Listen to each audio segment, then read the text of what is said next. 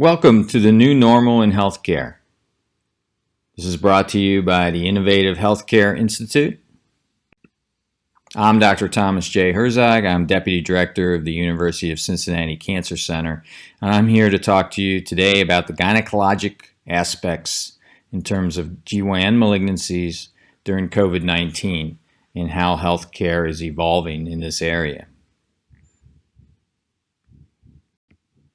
In terms of COVID-19 and cancer, we have seen, per the CDC, that survivors are at higher risk for severe illness from COVID-19, and that's data that's been supported from the study in Wuhan as well.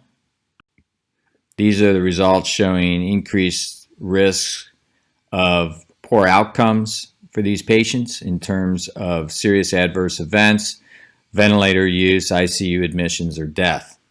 So the outcome ratio was approximately 3.6 worst outcomes in terms of the relative risk. Interestingly, I was in Wuhan in December of 2019 and had just returned home when the first cases were reported. This is looking at do patients have a poor prognosis with COVID-19 if they have cancer. And there's data from Mount Sinai that suggests that there are some problems that were seen.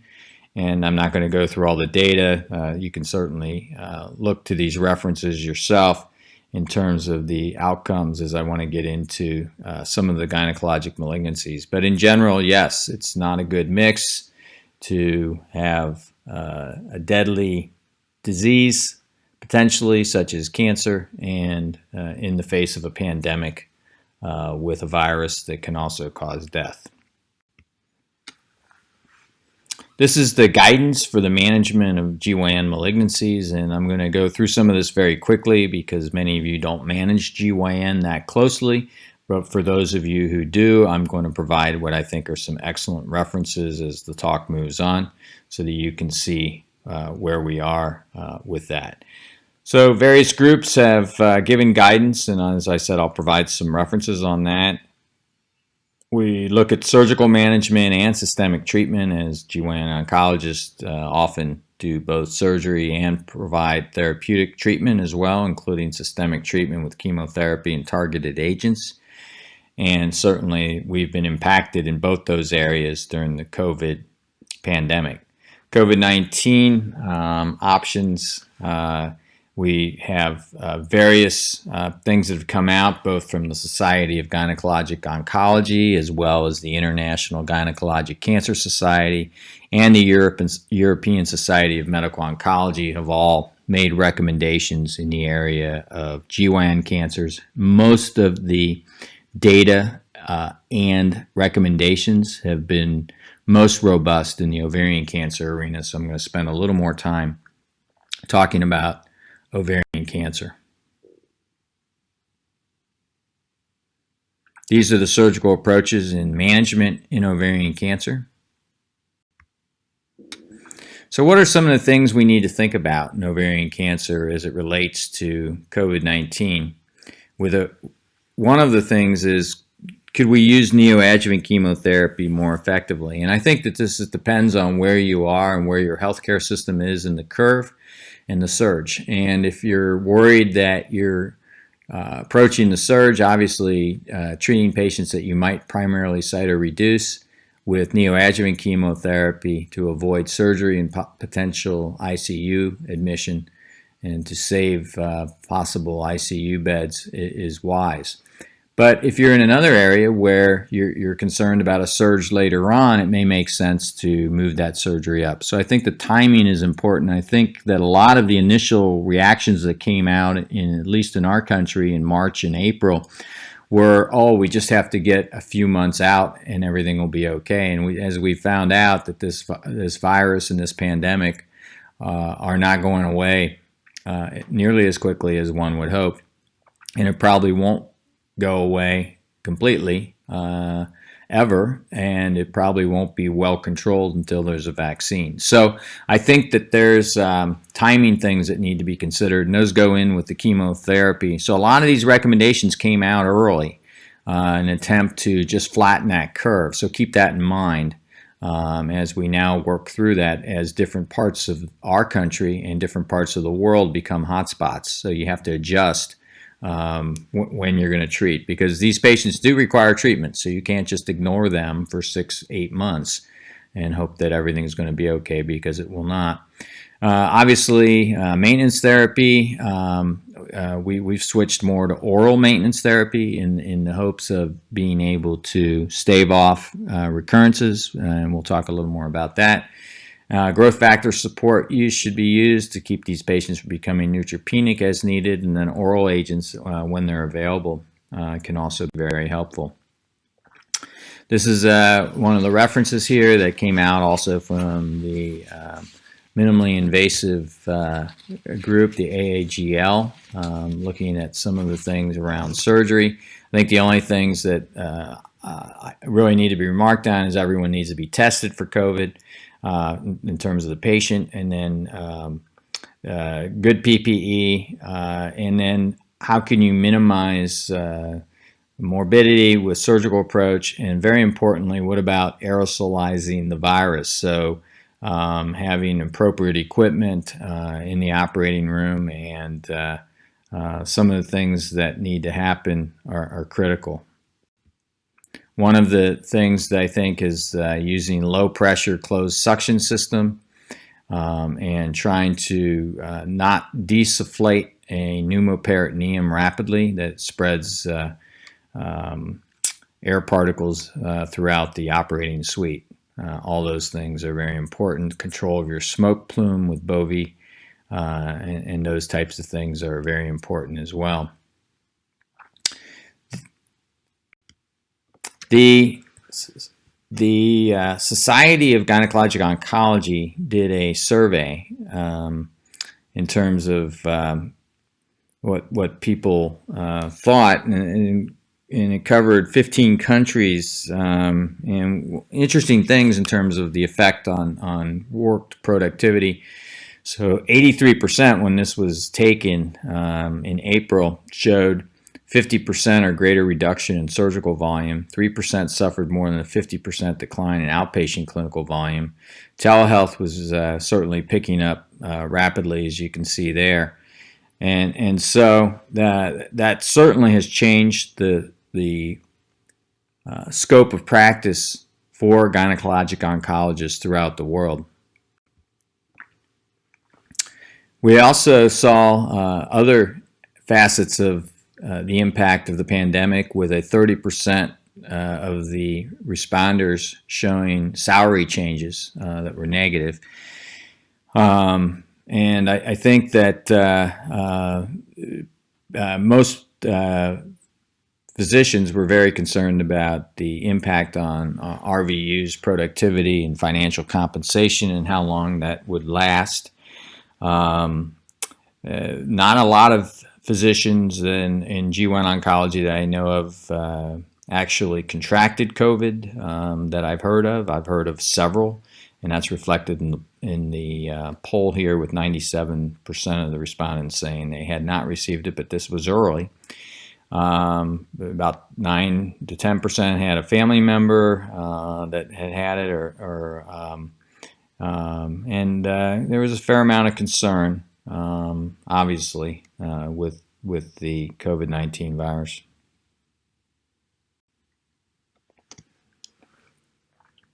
You can see the impact with the use of neoadjuvant that we already discussed, avoiding prolonged hospitalizations, and 20% did not delay interval cytoreduction beyond 3 to 4 cycles. So most physicians continued to treat with maintenance. Growth factor use was probably a bit higher. And we'll talk a little bit about the impact on clinical trials. As you can see here, significant, over 60% stopped enrolling patients into clinical trials. Reduction in clinic visits was certainly seen with the SARS-CoV-2 virus, and more oral therapies, and I think the use of PARP inhibitors in terms of maintenance to try to decrease the time to progression obviously makes sense on a clinical level, whether you're in a pandemic or not, and it's certainly reinforced at this time where you'd have to go back to systemic chemotherapeutics that really do decrease the immune system in terms of the effect on white blood cells. This is also looking at some of the other options. Could you switch to maintenance sooner? Could you do watchful waiting? Yes. And then holding therapy is probably not a viable option. And I spoke to that earlier. What about clinical trials? This is something that's very important, and how does this make a difference for us overall? Certainly safety concerns for the patients, right, in terms of vulnerability to contracting the virus, but we're also worried about our clinical trial staff and the impact of an infected clinical trial cancer patient on study efficacy outcomes and obviously toxicity assessment. So all those things are important, and I'm just going to give you a brief understanding of what we did at the University of Cincinnati. So we did testing, we did screening, testing, and we instituted telehealth. We had a change in visit volume that was significant, and that's shown here. And you can see the dates down at the bottom there, and it's not all that important, but I want to give you a timeline in terms of what we did for interventions. So here we see that we got the first confirmed case in March 2020 in Ohio, the state we're in. And just 2 weeks later, we had the cancer center staff begin working remotely, and we had an Ohio stay-at-home order that was issued a week later than that. And you can see on the bottom there some of the things we started to do. So we took out the research sampling for translational purposes unless they were critical to the endpoint of the trial. We limited enrollment to critical enrollment, and I'll show you how we did that in a bit. And so we overhauled our process very quickly, which obviously has challenges. You can see here the Consort diagram of the clinical trial portfolio. So when all things had started at the beginning of March, we had 139 trials open, and then we only wanted to keep the interventional trials open, which is what we did. So we took those. And then we looked at those that didn't have another standard of care. So if it was a substitution, it was going to be better in terms of, well, maybe there's going to be a better toxicity profile or that type of thing. We actually closed those studies as well, and we kept only those that were deemed important open. And we did that with the help of each of our individual centers of excellence. In other words, for the colon group or the GI group, the lung group, everybody weighed in. And I had a large role in this, as well as the chair of the PRMC, as well as deputy director. So it was a very productive process, and we were able to get this shut down to where we could get good data still on our key trials and be able to do that remotely for our clinical research associates. What about the psychosocial impact of COVID-19 on patients with GYN malignancies? Certainly there's that loss of control. Patients get very nervous when you start telling them they have cancer, but you're going to delay their treatment. And then there's other multiple stressors: financial, the social isolation of these staying at home, and not everyone having the best milieu. Sometimes your caregivers can't access you any further. We had restrictions on our clinic in terms of patients being able to be accompanied by loved ones. And there's always that concern of dying alone, which is obviously a horrible proposition. Here we look at the impact of just those things that was taken from an American Cancer Society survey, and you can see here how those numbers really are impacted in terms of almost 20% of patients on active treatment reported delays in receiving their cancer therapy. So I think it's really important that we are mindful of how important it is to patients and families, as well as for outcomes, that we treat patients promptly as quickly as we can. This is very briefly looking at the landscape of ovarian cancer. We talked quite a bit about uterine cancer. Again, you could delay surgery. You could put hormonal options into play to keep the cancer at bay, including progesterone secreting intrauterine devices. You can delay chemo and radiation. And similarly, we've made some interventions for early cervical cancer as well. There's an SGO white paper, Society of Gynecologic Oncology white paper, that covers a lot of this, and I wanted to provide you with this reference as well. That was in the Journal of Gynecologic Oncology. First author is Bob Flory. So what about monitoring? We certainly have decreased our monitoring. We got rid of nadir labs unless the patient was at particular risk, and decreased the interval of lab checks, etc. And we found that to be successful as well. Again, more references for you in terms of thinking about some of the things that can be done.